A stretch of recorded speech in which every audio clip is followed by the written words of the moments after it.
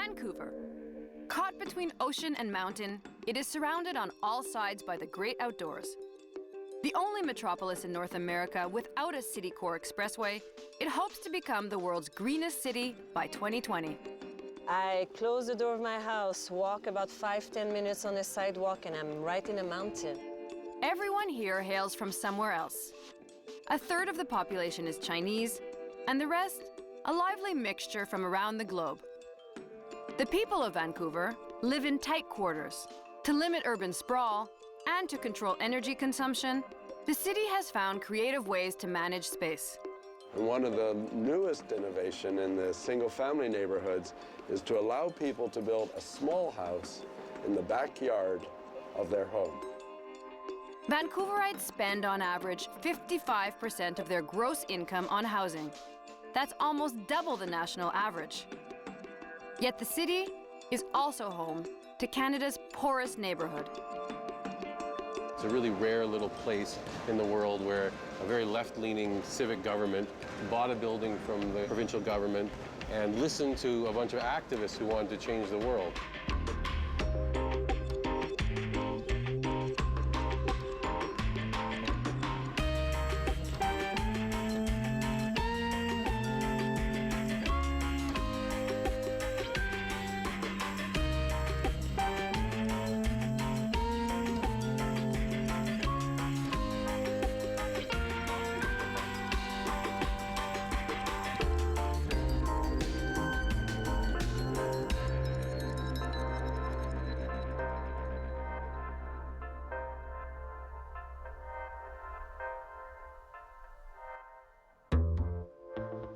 Vancouver's history began here, in what is now the very trendy Gastown. But back then, this little neighborhood wasn't exactly inviting. We go back to 1867, the year of Canada's Confederation. Big things happening out east, forest growing out west. It was still forest.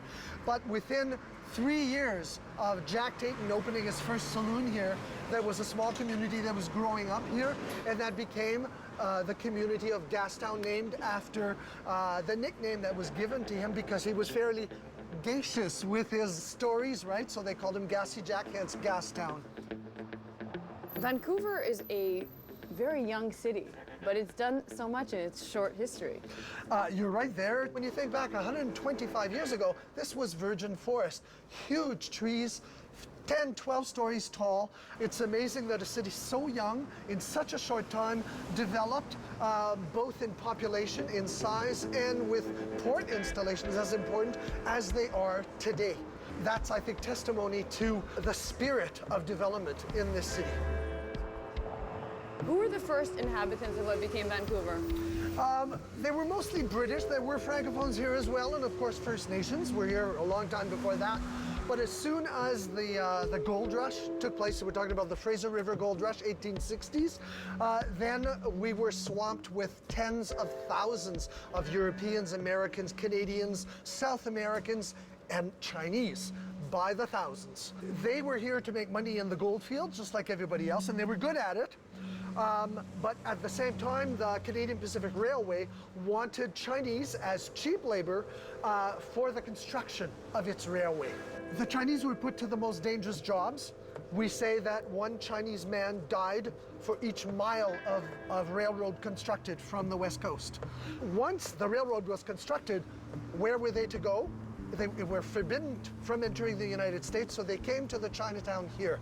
And that created a climate of intense racism against them. Life was not simple for them. We forbade the immigration of their women here because we did not want the community to grow.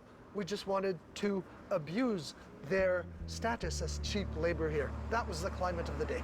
Well, at least that's terrible. That was life back then. So was it really the Wild West out here? There were fistfights, there was a jail, mostly full of drunkards, if you will. There was no culture here. This was a place where you came to make quick money. So as soon as you heard that there was going to be perhaps a development of another street, it was wild real estate transactions that would go on. We think that Vancouver today is extremely expensive, That's nothing on what it was back in the 1860s. It's unbelievable to say that, but it was crazy.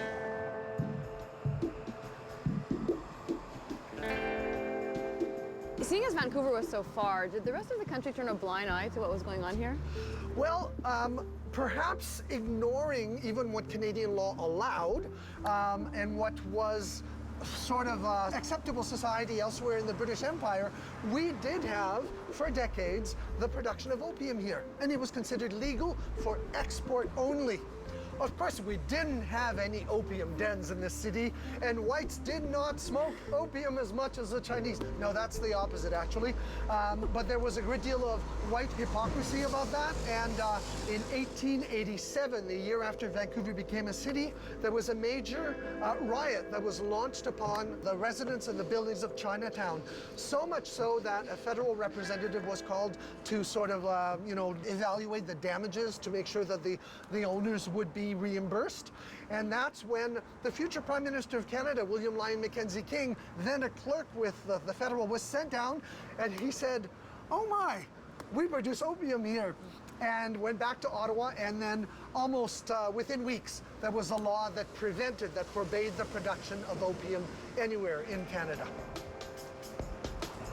In many big cities such as Vancouver, the industrial port has been moved to 50 kilometers, say, out of the city, whereas the Port of Vancouver remains in the center.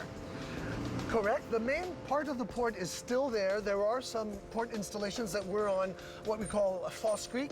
They have been completely transformed for urbanization back in the 70s, 80s. But still in the middle of that, there's Granville Island that we maintain as where we maintain the architecture in transforming into a cultural, social a mecca, a destination for tourists and really for the residents as well.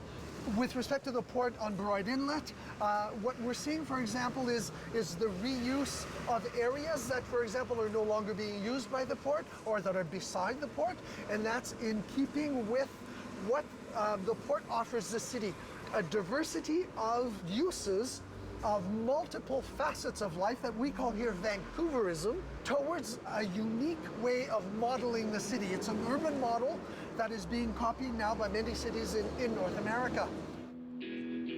Vancouver owes its existence to the Pacific, and the city has always evolved with the waters that surround it. Vancouver's here because the railroad terminated here, because there's a deep water port that's here that's safe, and shipping has been here ever since day one.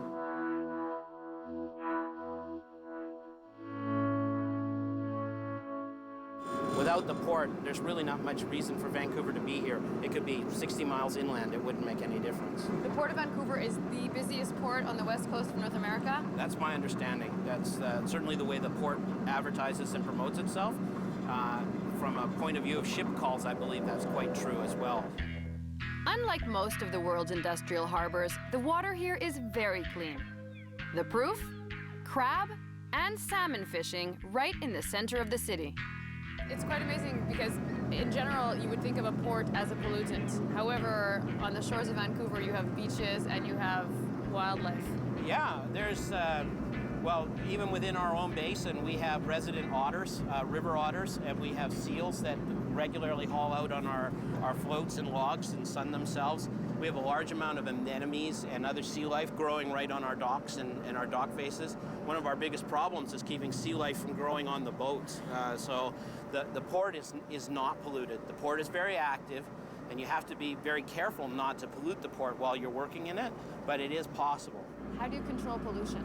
We are partnered with the World Wildlife Fund, and we work on several initiatives around reducing our air emissions, reducing our waste emissions, including just garbage coming off the boat, making sure that we're not spilling oil, making sure that everything is clean, and that we're doing the best we can. The key to making all of this seamless is a very efficient control of maritime traffic. Cargo ships wait patiently outside the city for tugboat escorts that guide them directly into the heart of Vancouver. How important are tugboats for the Port of Vancouver?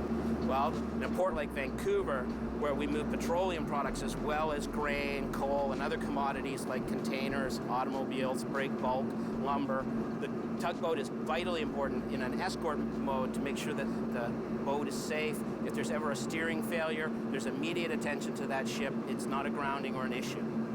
I think what makes Vancouver Port really unique is the fact that not only do we have a port that's very concentrated in industry, but we have people living on the edge of the port, and we have beautiful parks on the edge of the port.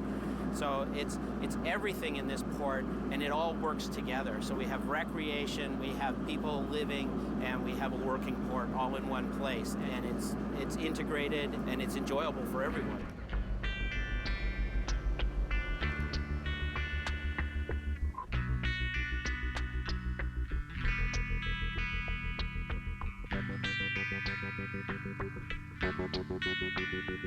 Heidi, would you like to try driving a tractor tug? Really? Absolutely. You trust me because there's rubber all around it? No, I trust you because there's wide open spaces all around us.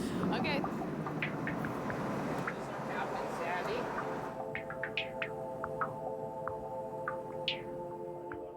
Vancouver has ambition. It wants to be the greenest city in the world by 2020. And its citizens are extremely eco-minded. Car sharing, green roofs, and even green walls are all pretty much child's play here. The port is one green element among many. Community gardens are also a growing trend, stimulated by tax breaks for sustainable use of vacant land. The living roof of the Vancouver Convention Centre is perhaps the best illustration of local environmental considerations. This completely autonomous ecosystem is even home to bees, lots of bees, that play their part in pollinating the city. I volunteer as the beekeeper here, and as soon as I heard there was going to be a green roof, I approached the people who manage this building and own the building and said, let's put beehives up on that roof.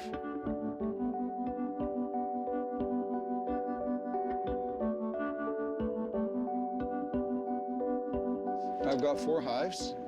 Each hive, when it's fully up to strength, has somewhere between 50 and 60,000 bees. They would make it to Stanley Park.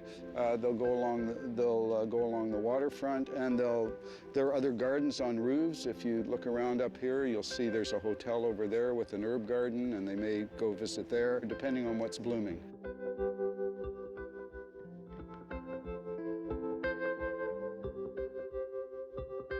It's more than just that we're in the middle of the city. I mentioned that we get mice running around up here. We've got the bees and the flowers. Last summer there were geese raising their young up here, and every time I came out here they would give me a hard time and chase me around the roof. You know, you give them enough space and they'll just move in. They're totally comfortable with enough space living in a man-made environment, which is what this is.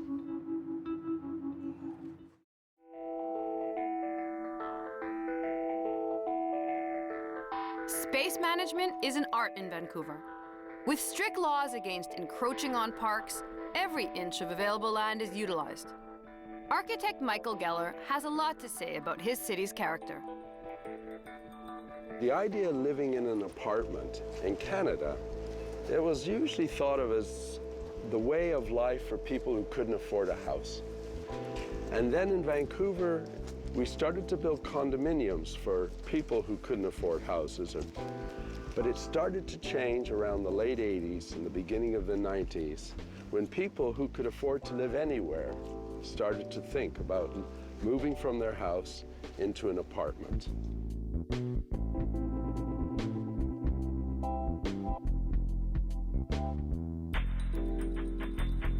I heard you built apartments for people who didn't want to live in apartments. That's right. Because so often when you speak to people, they say, no, I don't want to live in an apartment. I don't want to be crammed in. I don't want to walk along long corridors. And so this building here, which I think provides a nice balance of indoor and outdoor space. And certainly it's reflected in the prices that people pay. A 1,000 square foot apartment in the buildings around here generally sells for $1 million Canadian dollars and up. These apartments here at the front are all between $4 and $5 million. And when they come up, there's usually a fairly long list of people interested in buying them, because these apartments are very much like a house in terms of having a larger outdoor garden.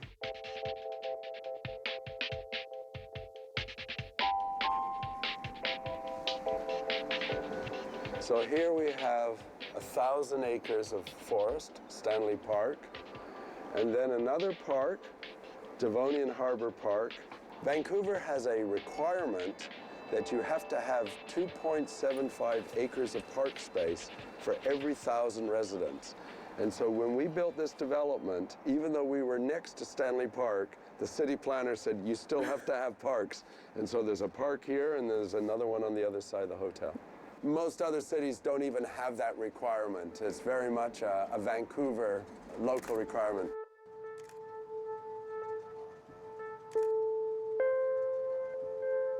Is housing still affordable in Vancouver? No, it's a serious problem. It's the #1 issue in Vancouver is housing affordability. It troubles me because I often hear young couples saying they're putting off having children until they get suitable accommodation, and it could take years. The average price of a house in Vancouver is about $900,000. In many cities across Canada, you could buy the best house in the city for that price. We are very conscious of the fact that we can't be just a resort, that we have to be able to keep people who work in cafes, people who work in restaurants and who fix cars, that they have to be able to live in the city as well. And we're starting to work towards that.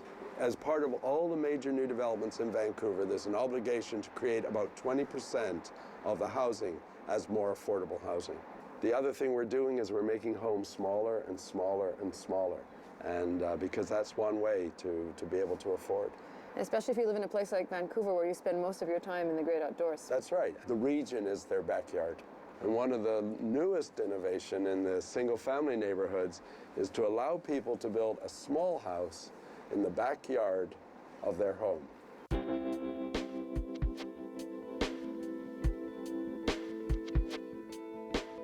Vancouver is being recognized internationally for this idea of laneway houses. Behind all of these houses is a lane. In the past used for storing garbage cans, but now the place where people are starting to live. In Vancouver, although we're building lots of condominiums, we're not building new rental buildings because the cost of building them is greater than the rent you can charge. These little laneway houses, however, range from about 500 square feet to 750 square feet, are renting anywhere from $1,500 to $2,500 a month. The issue, though, is many people envision these laneway houses as being like little cottages. And as you can see, some of them are quite large. Many of the neighbors said, hey, just a second, this is not what we thought we were getting. There's no doubt that there are a lot of people who are concerned about the laneway housing, not necessarily because it's bringing more people into the neighborhood, but the 2-story or 1.5-story houses, they feel they're starting to look down into their own yard. And I think that's a legitimate concern. Whereas this little one we just walked past, to some degree, it doesn't really look that much different than one of these garages. And I think that's the key. If you look at this lane right now, I would think most people watching us would say, I'm not really sure I want to live on a lane like this. But as more and more homes start to get built, I think we can envision these lanes becoming redeveloped as greenways with pavers. It's conceivable that you start to get like a little neighborhood within a neighborhood. Tell me a little bit more about how more people in less space makes things better. In metropolitan Vancouver, we are literally running out of land, but people keep wanting to come here. The idea of living closer together, it does help support public transportation, which you simply can't do when you have the typical North American neighborhood with maybe 5 homes per acre.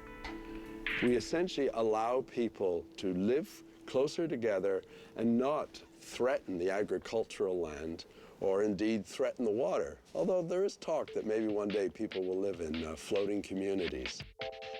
Actually, there is a small houseboat community here, right in the middle of the city. Very Vancouver. But before further development of floating homes, it's a priority to revitalize existing boroughs and help everyone find adequate housing.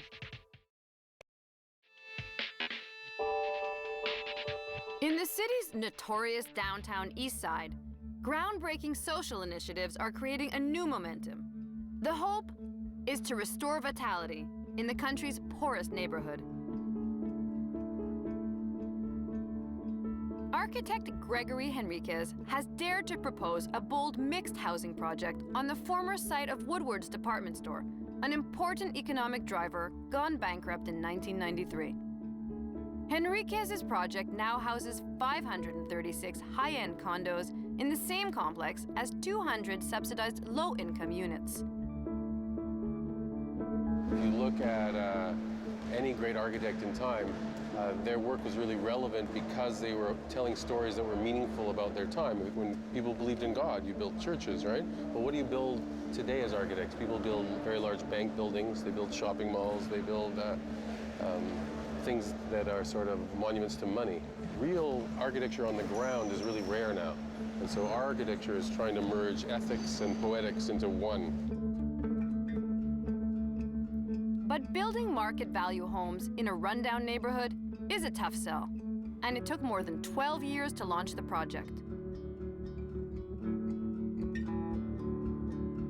It's a really rare little place in the world where a very left-leaning civic government bought a building from the provincial government and listened to a bunch of activists who wanted to change the world, and we were lucky to be a part of it. I heard that the downtown east side is the poorest Canadian postal code.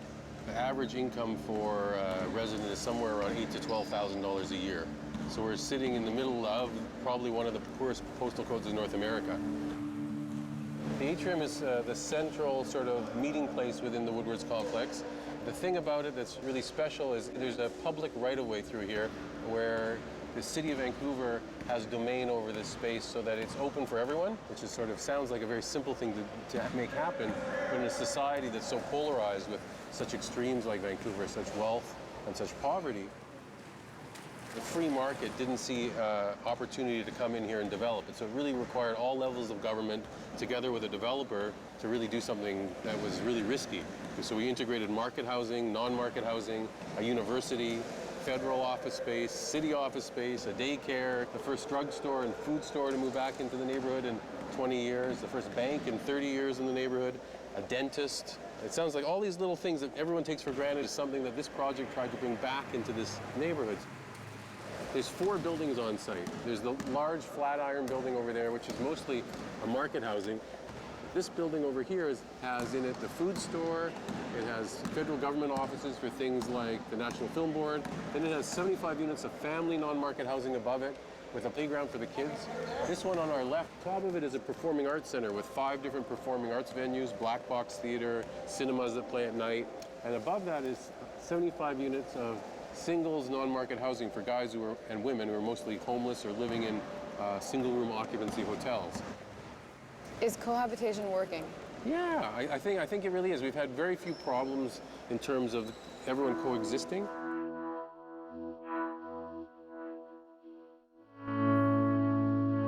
In the singles housing, it's basically 100% subsidy from the government. So you're basically free. Yeah. Okay, the family non-market housing, which is over there, they have 40% of them are on social assistance, 40% are working poor, sort of make jobs, people who need, so they pay a decreased amount of rent, and then 20% are market. So there's a mix of people within that sort of the family non-market housing. How different on the interior are the non-market housing to the subsidized housing? The finishes are probably not as fancy, the kitchens and things like that, but they have the same heating systems, the same windows. The market housing here, a 600 square foot 1 bedroom went for about $300,000, which is very cheap in Vancouver. Like normally that would be for $50,000, $500,000. So there was a discount here because the land was basically thrown in by the city. The idea of a mixed housing project like this one is to control gentrification in the area? Gentrification is something that's going to occur or not occur irregardless of Woodwards, right? Vancouver, the land values are so high and there's so much need to build more housing in a little space that development's coming this way no matter what. So we have to show a role model for inclusivity that is a gentler form of gentrification. So it's really sort of tricky, right? You know, and there's no guarantee that everyone's going to want to do it because there's a lot more money to be made not building the social housing. The Woodwards redevelopment project has been a smashing success. No vacancy here, and a long lineup for any available space. The growing demand for unique social redevelopment has also created measures to control gentrification.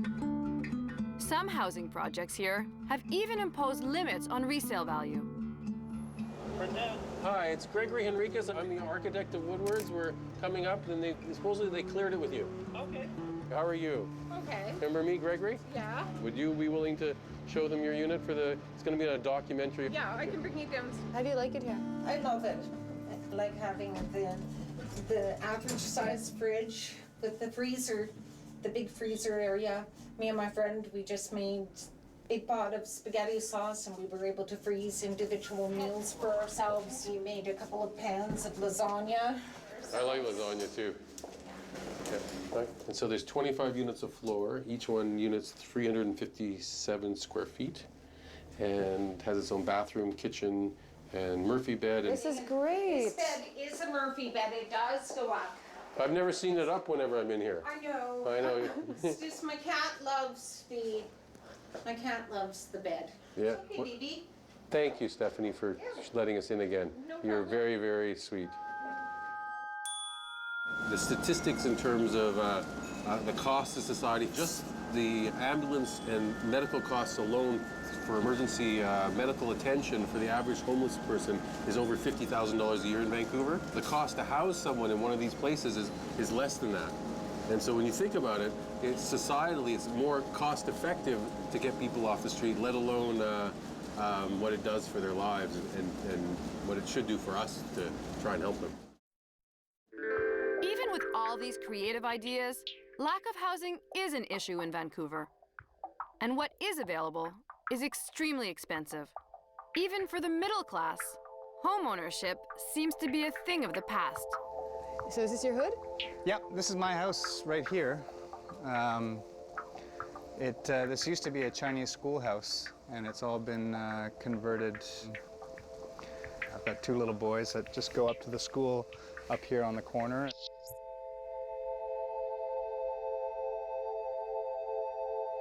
My generation and the generation that's coming underneath me are never going to be able to afford to live and own property in Vancouver. It's that ridiculously expensive. You could do it, but you would never be able to afford living the kind of lifestyle that a city like Vancouver can offer you. An unexpected encounter. This interesting resident joins in on our conversation about the local cost of living. And what we're interested in is the living heritage, not just the aesthetic heritage. And so how do you design it? You create incentives for developers. You mitigate the harmful effects. How many local people did you hire? What's your local purchasing plan? How do you make a business succeed unless you're not capitalizing A, on affordable lease rates, and B, what the projected future of the neighborhood is? Is it true that Vancouverites pay over 50% of their gross salary on housing?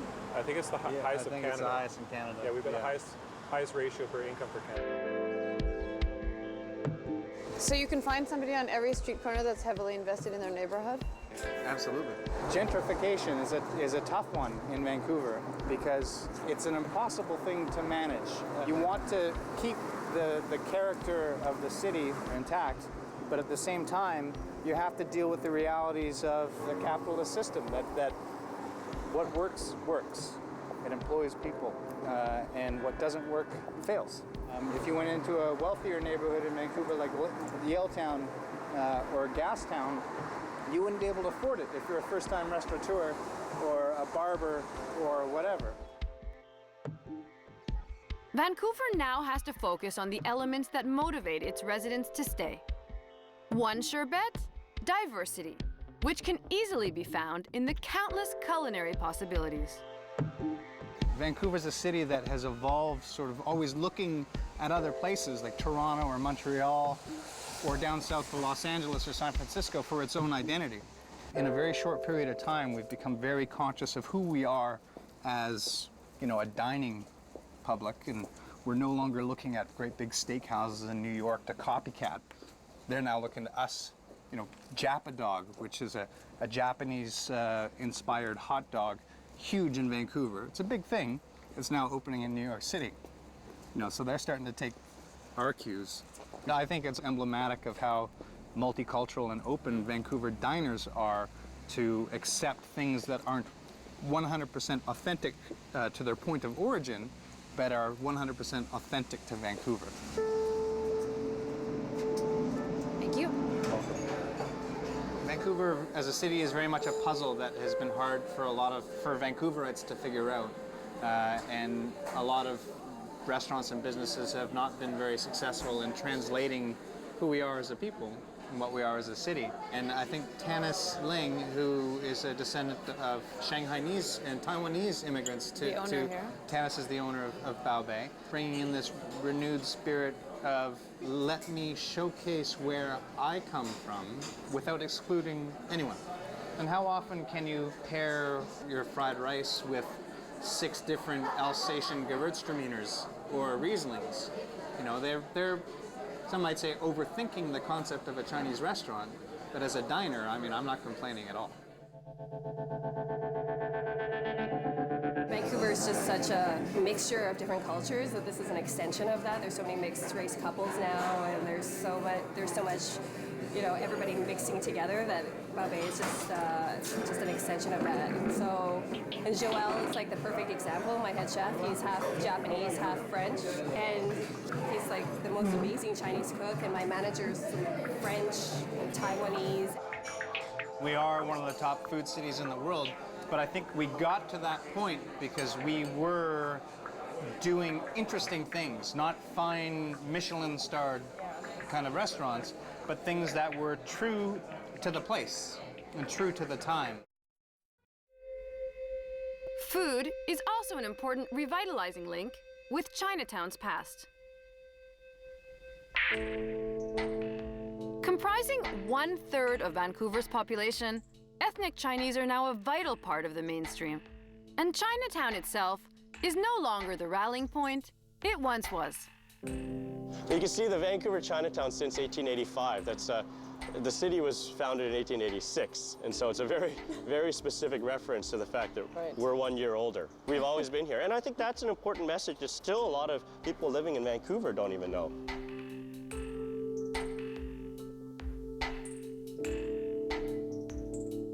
The railroad's purpose was to cut the travel time for goods going from China to Europe. What was in the way was the Americas. The railroads allowed you to bring goods to Vancouver, put them on a train, and there would be an express train that would take it right across without stops, so that then it could be put on a ship and taken to a port in Europe. The Chinese spread across Canada from Vancouver, riding that same train that they helped build, and they ended up in every small town in Canada, all the way across to Halifax. Port cities like Vancouver are important because they were tied to Hong Kong.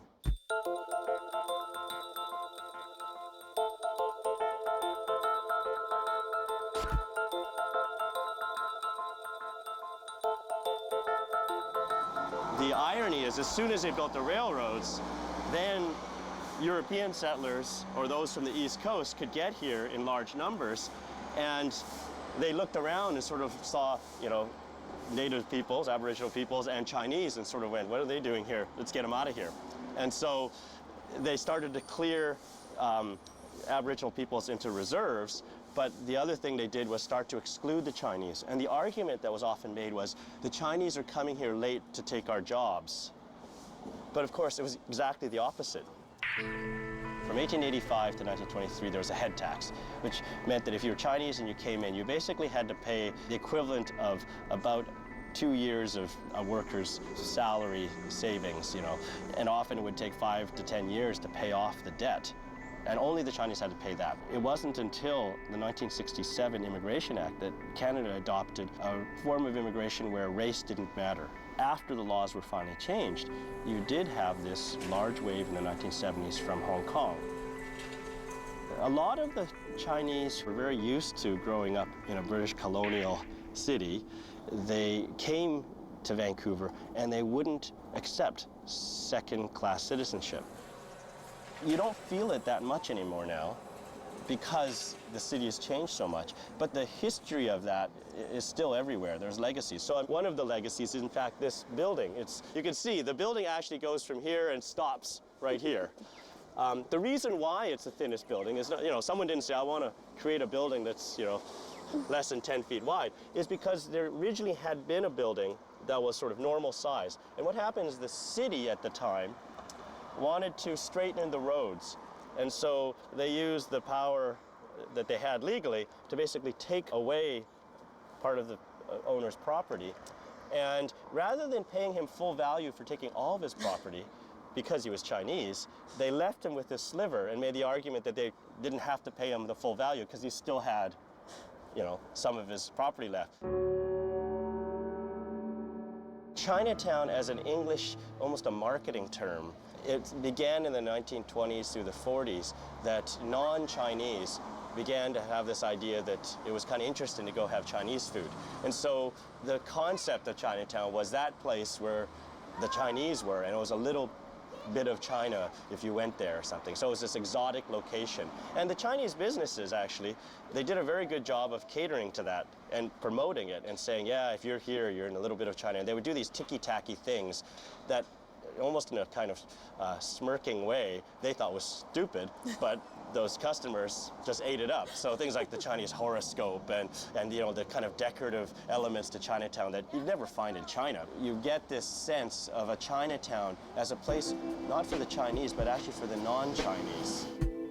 The Chinese population has gradually dispersed throughout Vancouver. More recently, they've settled in Richmond, to the south of the city. The traditional link to Chinatown just doesn't exist for this second great wave of immigration, originating from the most part from Hong Kong. When the Chinese started to come to Richmond in large numbers, basically in the late 80s or through the 90s, they transformed it. So they went into the existing strip malls and created these Chinese businesses, and all these strip malls now are basically full of Chinese restaurants, Chinese businesses. 60% of Richmond is now ethnic Chinese, and it's the main place where a lot of the new arrivals from China will go to live. It's not a place that has a sense of history or ties to the past. Vancouver's Chinatown has a tie to the past. It's got the old buildings, but it also has this unbroken sense of being the heart of what has been an integral part of the city for its whole history. The range and number of outdoor activities accessible in a single day here is stunning. Everyone is outside all the time. Makes you wonder how people find time to work. I mean, you move to Vancouver, it's not for the theater scene or the opera house. You move to Vancouver for the mountains and the beach,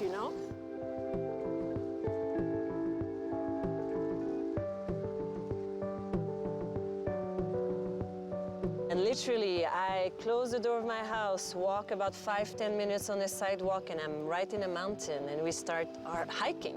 And about 45-50 minutes up that mountain, there's a lake where we can go swim. So like just a few weeks ago in the summer, one morning we went up, went swimming in the lake for an hour or two, came down, had a bite to eat, and walked down to the beach and swam all day in the ocean. I mean, I'm spoiled. Vancouverites spend a lot of money on sports equipment. Oh yeah, I mean, yeah, sports is a big part of our lives, and people love to be equipped, as you can see, right? Cyclists love to wear their cycling gear, joggers love to wear their jogging gears. I would say part of it is trend, but part of it is comfort and efficiency. Because when you're out there playing outside every day or every week, you want good equipment. A lot of us have what I call the outdoor closet at home. If you open that door, it's full of outdoor equipment, backpacks and coats and skis and Does everybody have a mudroom here in Vancouver? Oh yeah, probably for the gumboots. Like it's a room basically like mine is in a place where even if I come in with mud or snow or rain, I can just walk straight to the closet and hang my stuff, And Mountain Equipment Co-op is from Vancouver. Yeah, this is where it was born. It's not surprising because outdoor is very, very present in people's life, and it has become huge, right? Cycling is the big thing right now. And I think it's due to the fact that we have Grand Fondos now here. It's the second year that happened last September. What are Grand Fondos? Grand Fondos is an Italian tradition. It's can be a race, but also just a bike outing, accessible to anyone, to high caliber cyclists or whoever wants to cycle, whoever is courageous enough to cycle 120 kilometers from Vancouver to Whistler in the mountains. So the first year, 5,000 people, second year, 7,000 people. That's a lot of people training to do that ride. And I'm like, wow, this is really creating a buzz around cycling. So a buzz around being in shape, linked to cycling, definitely. So I'm thinking, wow, cycling, selling bikes would be a good business, because I'm sure those who are in that business right now are making money like water. This is really nature in the city. It is. I mean, Stanley Park, if you look on the map, is like the tip of downtown Vancouver. And you can see here, like this is downtown Vancouver right there, where it's buzzing, where it's crowded, where it's busy. And you just cross here and you can be in a little oasis right downtown. People from Vancouver love their park. Stanley Park is the third largest urban green space in North America. Larger than Central Park, it has over 200 kilometers of roads and pathways. Its remarkable 22-kilometer seawall takes us all the way inside False Creek, where we hop on an aquabus to cross over to Granville Island.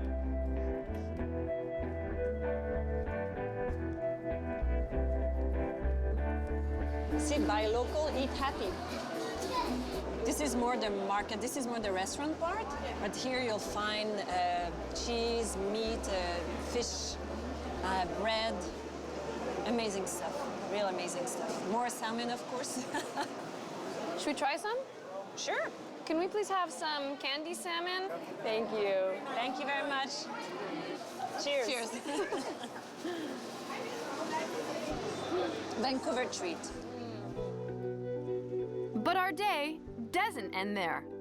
Cycling, walking, kayaking, and eating smoked salmon, that was just a warm-up. So there's some commercial fishing boats where you can just go on and buy fresh fish? Yeah, exactly, just behind us there. What's amazing is like we are in the core of downtown Vancouver, so we can just come here, get on that boat, and that is anchored, of course, and just buy some fresh fish, salmon, and just next to it there's like a little hut that doesn't look like nothing really, but they serve, to my opinion, the best fish and chips in town. Because it's fresh, right? So you want to go backwards now? Is that right? Yeah, that's it.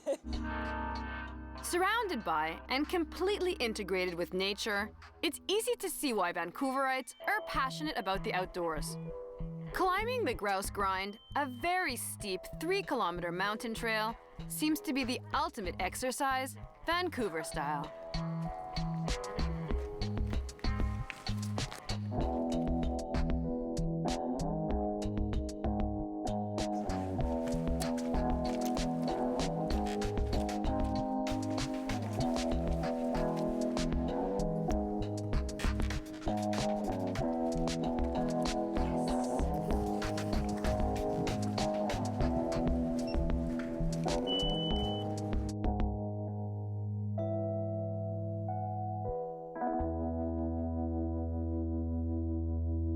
I'm becoming a bit spoiled, to be honest, because I live in such a spectacular place in the world, and now when I travel around, I'm becoming a bit picky.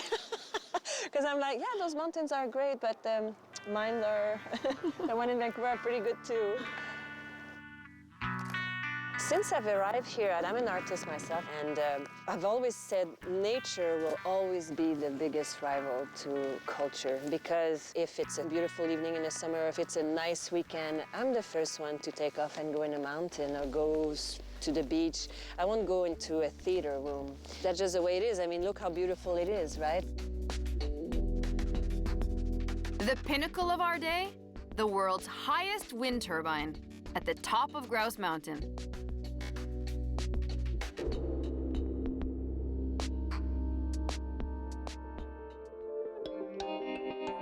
Where the challenges of population density meet the philosophy of environmentalism, you will find the spirit of Vancouver, It is an innovator in social development, and its citizens, resourceful and witty, are finding creative solutions to the complexity of its housing situation.